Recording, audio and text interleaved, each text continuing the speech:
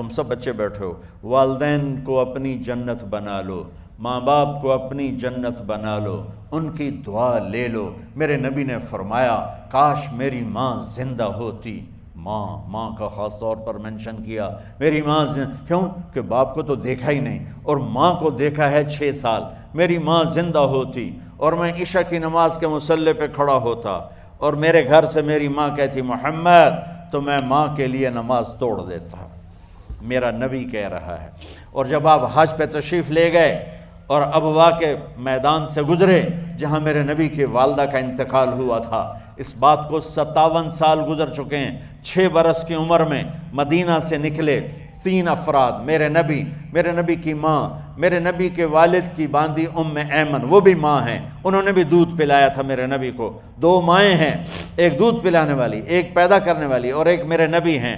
جب ابوا کے پہاڑوں میں پہنچے تو اچانک ہارٹ اٹیک سے حضرت آمنہ 25 سال کی عمر میں انتقال فرما گئیں، اور میرے نبی نے اتنا اس کا غم لیا۔ 6 سال کا بچہ، میں سن 2000 میں وہاں گیا تھا، میرے آنسوں نہیں رکنے کو آ رہے تھے کہ کہاں میرے نبی کی ماں کو اللہ نے اٹھایا، نہ کوئی آسرا، نہ کوئی سہارا، نہ کوئی رشتہ، نہ کوئی جھولی، نہ کوئی چھاؤں، ایسے تنہا یتیم کر دی۔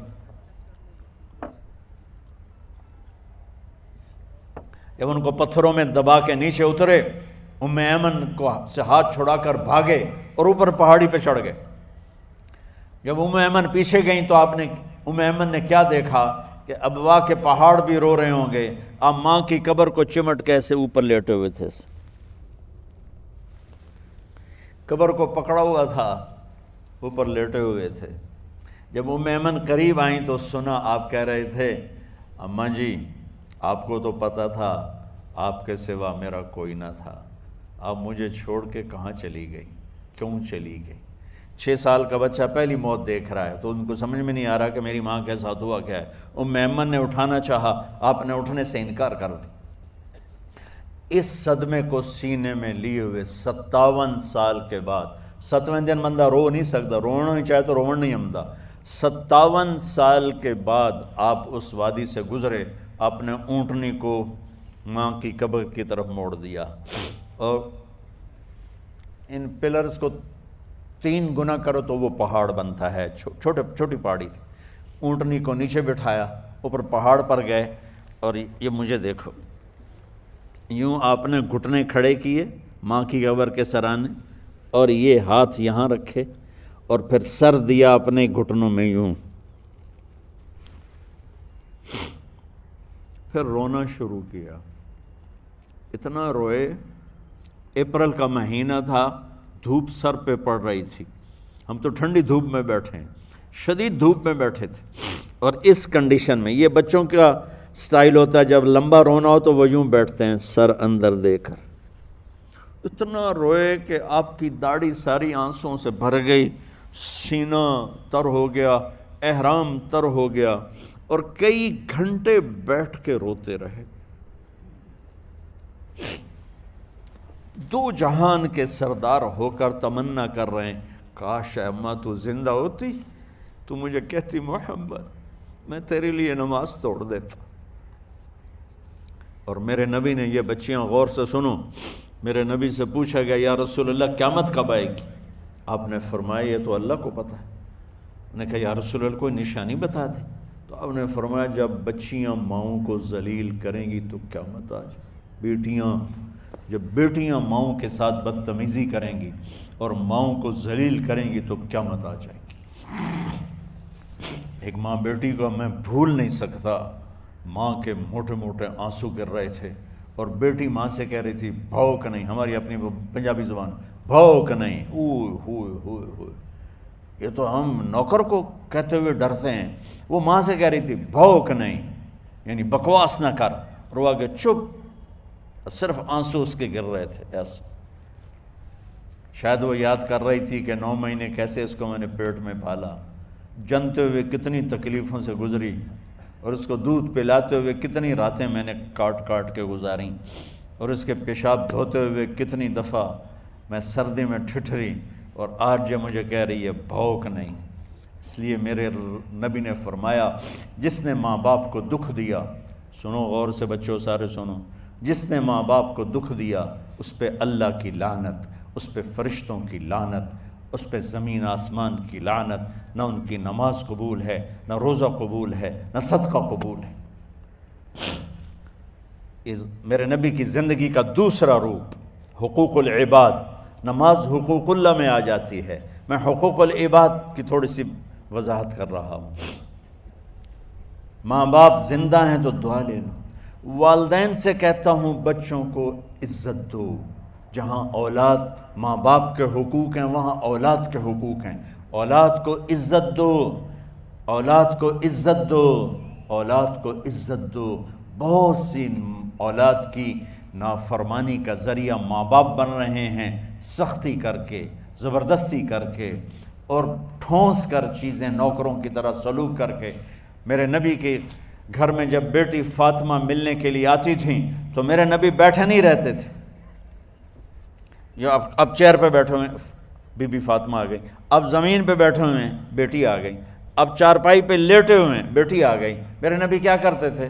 کھڑے ہو جاتے تھے، کھڑے ہو جاتے، ایک دم کھڑے ہو جاتے تھے، اور پھر کھڑے نہیں رہتے تھے، تیزی سے آگے بڑھتے تھے اور حضرت فاطمہ کا ہاتھ پکڑ لیتے تھے۔ یہ والدین غور سے سنو، حضرت فاطمہ کا ہاتھ پکڑ لیتے تھے اور ہاتھ پکڑ کے مجھے دیکھو یوں بوسہ لیتے تھے، بیٹی کا بوسہ لیتے تھے، پھر ہاتھ چھوڑتے نہیں تھے، ہاتھ پکڑے پکڑے لاتے لاتے لاتے ان کو چارپائی پر پہلے بٹھاتے تھے پھر خود بیٹھتے تھے۔ یہ باپ اور رسول ہو کر بیٹی کو یہ عزت دیتے تھے۔ پھر وہ جنت کی عورتوں کی سردار بنی، پھر وہ جنت کے سرداروں کی ماں بنی، پھر وہ اللہ کے شیر کی زوجہ بنی۔ تو والدین سے کہتا ہوں کہ اپنے بچوں کو عزت دو، عزت دو، عزت دو، عزت دو۔ پھر آپ سے زندگی کے بڑے فیصلے ہیں شادی۔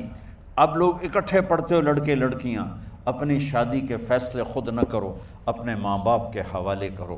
اس میں شرافت بھی ہے، اس میں برکت بھی ہے، اس میں رحمت بھی ہے، اور اس میں والدین کی دعائیں بھی ہیں۔ کورٹ میرج کو ہوا نہ دو، boyfriend girlfriend culture ہمارا نہیں ہے۔ میرے نبی کے طریقے میں مرد اور عورت کا صرف نکاح سے تعلق ہے، اس کے علاوہ سب جہنم کی آگ ہے۔ اور والدین سے کہتا ہوں کہ اپنے بچوں سے پوچھ کے رشتے کرو، زبردستی مت کرو۔ میرا معاشرہ بہت سنگین قسم کے جرم کا شکار ہے، بچوں پہ مسلط کر دیتے ہیں، ایتھے ہی کرنی ہے، ایسے جٹائیں چی کرنی ہے، بٹائیں چی کرنی ہے، پتہ نہیں آئے کتوں ہیں جٹ بٹ۔ چلو تم ناراض نہ ہو، راجپوتائیں چی کرنی، میں راجپوت ہوں، میں اپنی قوم کو بھی رگڑ دیتا ہوں، راجپوتائیں چی کرنی، اگاں کرنی ہی کوئی نہیں۔ یہ ظلم و ستم اولاد پہ مت کرو، اپنی بچی سے پوچھو، اگر بیٹی ہاں کرے تو پھر قدم اٹھاؤ، اگر بیٹی کہہ دے میں نہیں کرنا چاہتی تو وہ نافرمان نہیں ہے۔ اللہ کے واسطے میری سنو، صرف تم نہیں سن رہے ہو، اس کیمرے سے لاکھوں کروڑوں لوگ سن رہے ہیں۔ اگر بیٹا یوں کہہ دے کہ ابا میں نے یہاں شادی نہیں کرنی، میرا جی نہیں چاہتا ہے، تو وہ بیٹا نافرمان نہیں ہے، فرما بردار ہے، اس نے شریعت کا حق استعمال کیا ہے۔ اب ایسا ظلم مت کرو کہ نہیں اتھے ہی کرنی ہے، اتھے گھروں نکل جا۔ زندگی تم نے تو نہیں گزارنی، زندگی تو بچے نے گزارنی، میں قربان جاؤں۔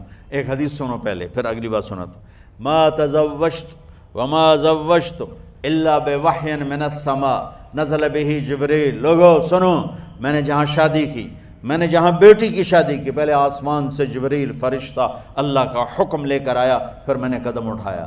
سمجھ گئے میری یہ بات؟ سمجھ گئے سارے؟ اب اگلی سنو۔ حضرت علی فاطمہ کا رشتہ لینے آ گئے، اور جبریل ان سے پہلے آ گیا کہ یا رسول اللہ فاطمہ علی کے لیے ہے۔ باپ محمد مصطفیٰ جیسا ہے، رشتہ مانگنے والا علی جیسا ہے، اور بیٹی فاطمہ جیسی ہے۔ اور آپ پوچھتے ہیں علی کیسے آئے؟ وہ شرم کی وجہ سے کچھ کہہ نہ سکے، چپ۔ آپ کو تو پتہ تھا، آپ نے فرمایا فاطمہ کے رشتے کے لیے آئے ہو؟ کہا جی۔ تو جبریل تنال بیٹھا ہوا ہے کہ یا رسول اللہ اتھے ہی کرنا ہے، آپ نے ہاں نہیں کی، آپ نے کہا انشاءاللہ، اور یہ کہہ کر اٹھ گئے۔ انشاءاللہ نبی کا ہاں ہی ہوتا ہے، لیکن جبریل کے آنے کے باوجود اور اللہ کے کہنے کے باوجود میرے نبی کو بھی پتہ ہے کہ یہ رشتہ یہاں کاتب تقدیر نے لکھ دیا ہے، لیکن امت کو سبق سکھانے کے لیے آپ گھر تشریف لے گئے۔ بیٹی فاطمہ کہ جی یا رسول اللہ، کہا علی کا رشتہ آیا ہے، میں ہاں کر دوں؟ سبحان اللہ۔ میں اپنے دیہاتی بچیوں پہ مجھے رونا آ گیا کہ جنہیں پتہ ہی نہیں ہوتا سانو کہیں نال بندے پہ جانور ہے یا انسان ہے۔ علی جیسا داماد، چلو علی کو چھوڑو، فاطمہ کو چھوڑو، جبریل آیا بیٹھا ہے، جبریل آیا بیٹھا ہے۔ اس کے بعد فاطمہ سے پوچھنے کی کیا بات؟ جبریل آ کر کہہ رہا یا رسول اللہ، اللہ کہہ رہا ہے فاطمہ علی کے لیے ہے اور علی فاطمہ کے لیے ہے، اور پھر آپ کہتے ہیں بیٹی فاطمہ ہاں کر دو۔ ہماری تو آج کی بیٹیاں انکار نہیں کرتی، چپ کر کے گاں ماش طرح بن چھڑ دین کلے نال۔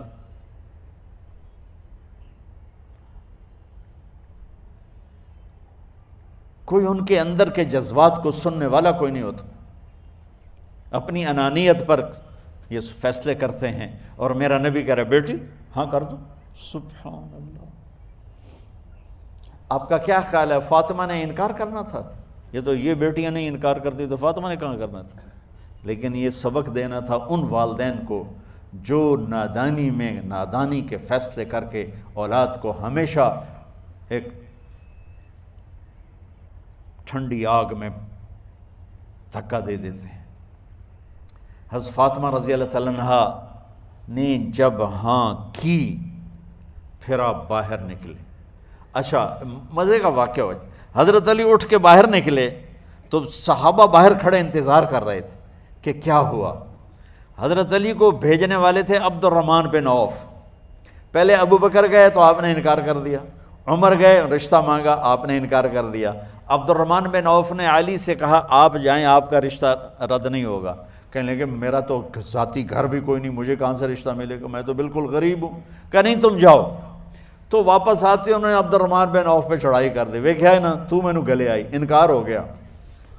تو صحابہ نے پوچھا کیا ہوا؟ کہا کچھ کہا ہی نہیں، چپ کر کے اٹھ گئے۔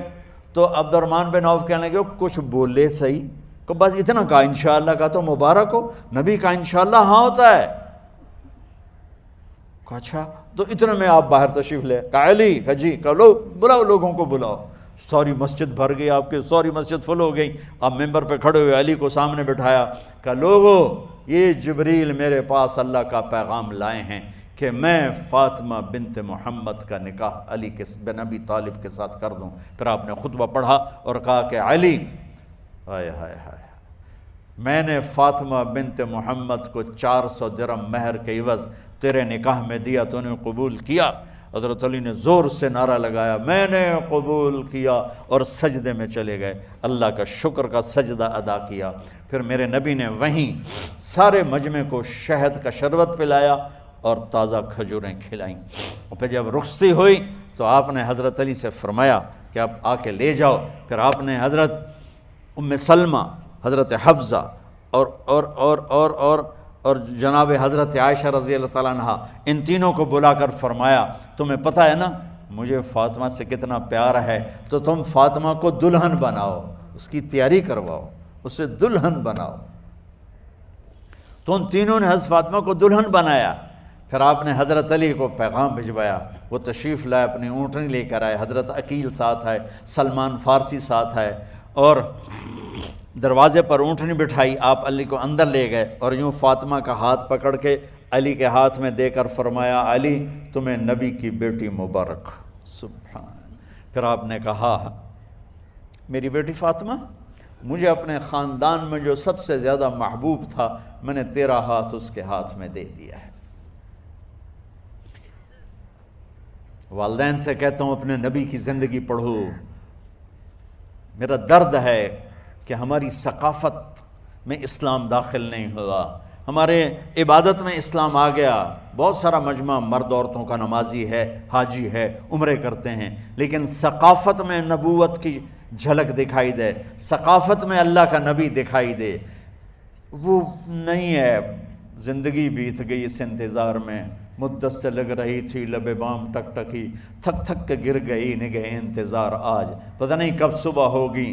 چلو کہتے تو جائیں مجھے ہے اگرچہ بت ہیں جماعت کی آستینوں میں، مجھے ہے حکم اذان لا الہ الا اللہ۔ والدین کے ذمہ ہے اولاد کو عزت دینا، ان کے سب سے بڑی خواہش میں ان کا احترام کرنا کہ زندگی انہوں نے گزارنی ہے، اور آپ کے ذمہ ہے والدین کے آگے سر جھکا دینا۔ اللہ کے واسطے کورٹ میرجز اور خفیہ شادیاں یہ نہ ہماری ثقافت ہے نہ یہ انسانیت ہے۔ ہمیشہ دکھ دردوں میں زندگی گزرتی ہے کہ اصل زندگی تو موت کے بعد آنے والی ہے۔ تو والدین پڑھیں شریعت کو، اولاد بھی پڑھے اپنے نبی کی زندگی کو۔ ایک شخص حضرت عمر کے پاس آیا ایک بیٹے کو لے کر، کہا امیر المومنین یہ میرا بیٹا بڑا نافرمان ہے اور مجھے بہت تنگ کرتا ہے۔ حضرت عمر کے پاس لاٹھی ہوتی تو انہوں نے یوں اٹھائی، وہ کہنے لگا حضور معافی دیا جائے، ایک میری گل سن لو۔ آپ نے فرمایا کیا؟ کہنے لگا ماں پیو دے بڑے حق ہیں، بالکل ٹھیک ہے، پر کوئی ساڈا حق بھی ہے ماں پیو تے؟ آپ نے کہا ہاں۔ آپ نے کہا ہاں۔ کہنے لگے ذرا وہ بتا دیں۔ کہا پہلا حق ہے اچھی ماں تلاش کرے، نیک عورت تلاش کرے۔ دوسرا حق یہ ہے نام اچھا رکھے۔ تیسرا حق یہ ہے اس کو قرآن کی تعلیم دے۔ کہا جی پھر سن لو حضرت جی، میرے پیو کو پوچھو اس حبشی عورت نال شادی کر کے مینوں حبشی ماں دیتی، انہوں کوئی عرب ماں ہی نہیں لتی۔ میرا پہلا حق اس مارے ہے۔